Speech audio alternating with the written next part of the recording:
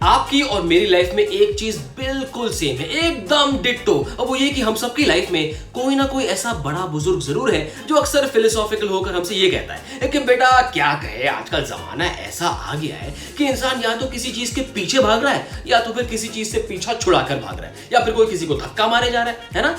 अगर मैं आपसे ये कहूं कि ये सारे एलिमेंट शामिल है इंडिया के कमाल के इंडिजिनस स्पोर्ट में, तो you will ask me how? अरे I will tell you how. मैं हूं Manish Batavia and you watching the fit India Ek Bharat श्रेष्ठ भारत शो। और आज बात एक ऐसे स्पोर्ट की जिसमें टेस्ट होती है खिलाड़ी की फ्लेक्सिबिलिटी, एजिलिटी, अलर्टनेस, स्पीड और स्टैमिना की। और इस इंडिजिनस स्पोर्ट ऑफ इंडिया का नाम है खो खो। खो खो इंडिया में खेले जाने वाले मोस्ट पॉपुलर इंडिजिनस स्पोर्ट्स में से एक है। क्या आप जानते हैं आज दुनिया के कई लोकप्रिय खेल कभी कुछ एक क्षेत्रों तक ही सीमित हुआ करते थे और इसमें हमारा देश भी कोई एक्सेप्शन नहीं है। हमारे देश में भी कई स्वदेशी खेलों ने जन्म लिया है जो मुख्य रूप से देश में अलग अलग एरियाज में खेले जाते हैं। और ऐसा ही एक मजेदार गेम है खो खो। खो खो एक लैटिन और संस्कृत भाषा का शब्द है जिसका मतलब है गेट अप एंड गो, यानी हिंदी में कहें तो उठो और चलो। ये एक रन और चेज वाला गेम है जिसमें एक टीम भागती है और दूसरी टीम उसका पीछा करती है। जो भी टीम तय समय के अंत तक ज्यादा खिलाड़ियों को टच कर पाती है उसे ज्यादा पॉइंट्स मिलते हैं और वो मैच जीत जाती है। लगता है ये स्पोर्ट हम में से उनके लिए भी बना है जो इररिस्पांसिबली खो खो के खा के अनफिट हुए जा रहे हैं, है ना? देखिए, बेसिक इंफॉर्मेशन तो मैंने आपको बता दी। अब बारी मेरे अगले मिशन की। क्या है वो मिशन? अब मैं आपको इस स्पोर्ट की हिस्ट्री बताऊंगा जिसे जानने और सुनने के बाद आपको ना सिर्फ खो खो में इंटरेस्ट बढ़ जाएगा बल्कि हिस्ट्री भी पसंद आने लगेगी। या बिलीव मी। क्या हुआ, यकीन नहीं हो रहा है? तो ध्यान से सुनो।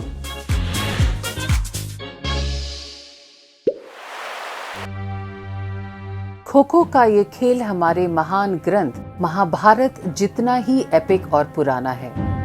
महाभारत में कौरवों और पांडवों के बीच हुए युद्ध के 13वें दिन कौरवों के गुरु द्रोणाचार्य ने चक्रव्यूह की योजना बनाई। अर्जुन के पुत्र अभिमन्यु ने एक विशेष मिलिट्री डिफेंसिव प्लान से इस चक्रव्यूह को तोड़ा। अनफॉर्चुनेटली वो इस युद्ध में मारे गए। लड़ने की इस शैली ने रिंग प्ले की तकनीकी को दर्शाया जो खो खो के खेल में एक डिफेंसिव रणनीति के तौर पे अपनाया जाता है। शुरुआत में ये खेल रथों पर बैठ के खेला जाता था और इसी कारण से अपने प्राचीन रूप में इस खेल को रतेरा के नाम से जाना जाता था। रथेरा, इंटरेस्टिंग। अब मैं टाइम मशीन के रथ पर सवार होकर आपको बात बताऊंगा तकरीबन 106 साल पहले की, 1914। खो खो का करंट वर्जन जो आप देख रहे हो, it is merely an adaptation of the version that existed then. वहां से अडेप्ट किया गया है। वैसे उस जमाने में ना कोई ग्राउंड डायमेंशंस थे, ना ही कोई पोल्स थे, लेकिन धीरे धीरे इसे पॉपुलर करने के लिए पुणे के डेक्कन जिमखाना ने इस स्पोर्ट के नए नियम बनाए और धीरे धीरे ये स्पोर्ट डेवलप हुआ। लेकिन किसी भी स्पोर्ट में बाजी मारने के लिए उसके मैदान के चप्पे चप्पे से वाकिफ होना पड़ता है। And so here are the ground dimensions of kho खो।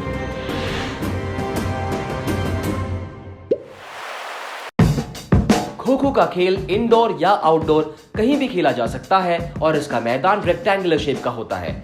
मेन, वुमेन और जूनियर बॉयज और गर्ल्स के लिए फील्ड का डायमेंशन होता है 27 बाई 16 मीटर, जबकि सब जूनियर बॉयज और गर्ल्स के लिए फील्ड का डायमेंशन होता है 23 बाई 14 मीटर। सेंटर लाइन के दोनों एंड्स पर स्ट्रॉन्ग वुडन या फाइबर मटेरियल का पोल होता है जिसकी हाइट 120 से 125 सेंटीमीटर की होती है और डायमीटर 9 से 10 सेंटीमीटर का। दोनों पोस्ट को जोड़ने वाले रेक्टेंगल को सेंट्रल लेन कहते हैं जिसकी विड्थ 30 सेंटीमीटर की होती है। एंड लाइन और पोस्ट लाइन के बीच का एरिया फ्री जोन कहा जाता है। मेंस, वुमेन्स और जूनियर बॉयज और गर्ल्स कैटेगरी में 35 बाय 30 सेंटीमीटर्स और जूनियर बॉयज और गर्ल्स कैटेगरी में 30 बाय 30 सेंटीमीटर्स का एरिया जो सेंट्रल लेन और क्रॉस लेन के इंटरसेक्शन से बनता है उसे चेजर ब्लॉक कहते हैं। अब जब आपको इस खेल के मैदान के डायमेंशंस पता है तो क्यों ना रूल बुक को भी देख लिया जाए।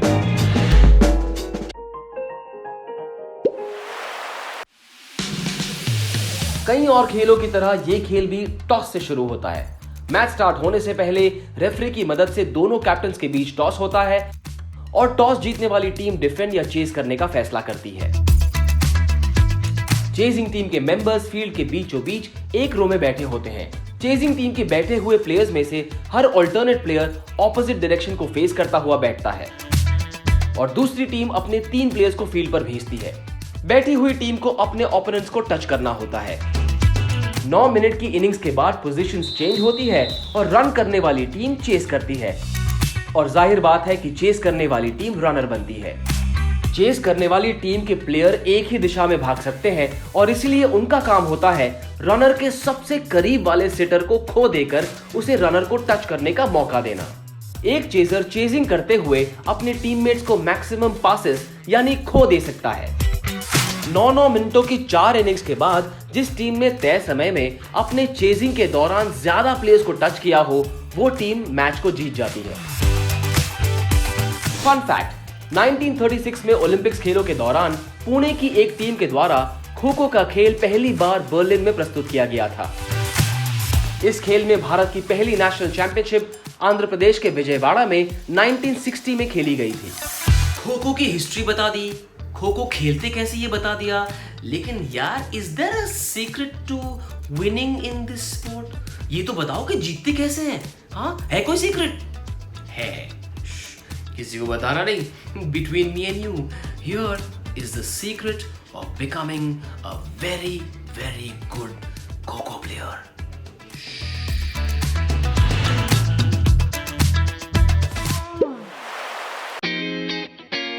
आप जितने स्किल्ड होंगे आपकी टीम का पलड़ा उतना ही भारी होगा। डायरेक्शन चेंज करने का डिसीजन सबसे इंपॉर्टेंट स्किल्स में से एक है और इस स्किल से पता चलता है कि आप कितने तेज और चौकस हैं। चेजर का एकदम चुस्त होना जरूरी है और उसमें तेजी से भागने की काबिलियत भी होनी चाहिए।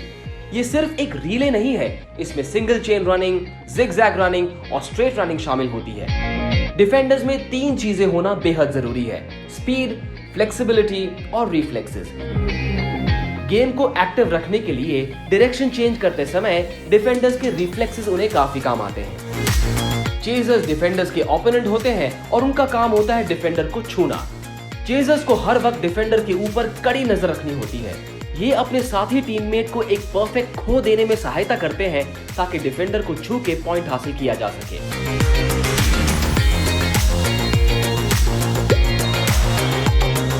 इसके अलावा कुछ ऐसे टर्म्स हैं जो खो-खो में कई बार इस्तेमाल होते हैं, जैसे फाउल।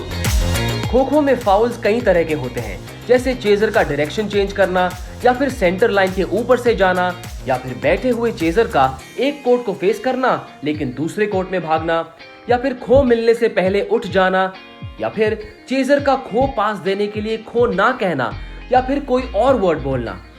उसके अलावा चेजर का जानबूझकर रनर को अग्रेसिवली टैकल, किक, पंच या पुश करना भी फाउल माना जाता है। Control sprinting, dodging, diving, pole dive, tapping, covering, post turning, ये कुछ ऐसे टर्म्स हैं या फिर कहें कि कुछ ऐसे स्किल्स हैं जिनका खो-खो में इस्तेमाल किया जाता है। और जाहिर बात है जो टीम इन स्किल्स में बेहतर है उस टीम की जीतने के चांसेस ज्यादा है।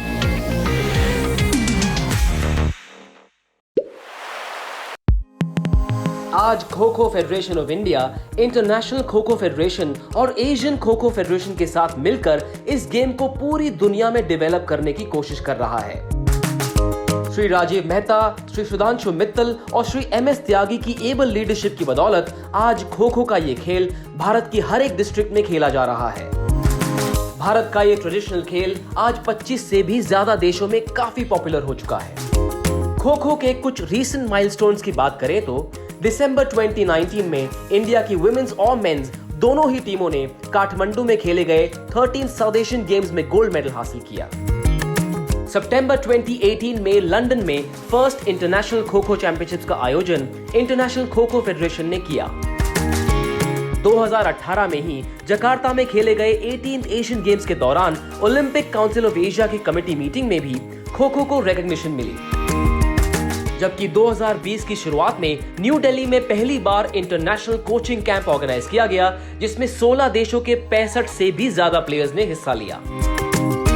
Now that you know all about kho kho, ऐसे कमाल की स्पोर्ट को खेलने का मौका खो मत, आई मीन खो मत देना। हाँ, तो अच्छा सा कोच ढूंढो, इस स्पोर्ट को सीखो, खेलो और इसमें चैंपियन बनो। ऐसे ही किसी कमाल के इंडिजिनस स्पोर्ट ऑफ इंडिया की कहानी लेकर I will be back very soon on the fit India Ek Bharat श्रेष्ठ भारत शो। तब तक अपनी इमोशनल फिटनेस के लिए खुश रहो।